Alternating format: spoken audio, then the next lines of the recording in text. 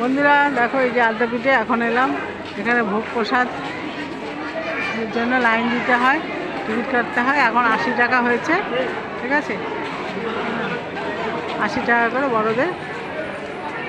আর এখানে জুতো রাখার জায়গা, ঠিক আছে, দেখাচ্ছি আমাদের আদ্যাপীঠ কত সুন্দর।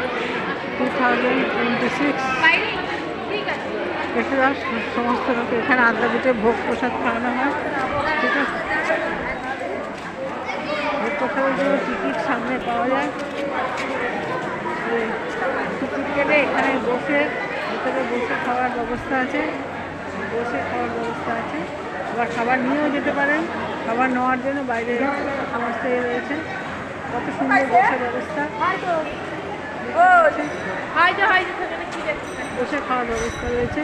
আবার আপনি খাবার নিয়েও যেতে পারেন। বাইরেই কন্টেনার কিনতে পাওয়া যায়,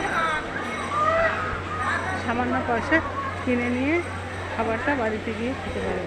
আমাদের মায়ের ভোগের প্রসাদ খুব সুন্দর, অনেক জিনিস পাওয়া যায়, খাবারে দেয়। এরকম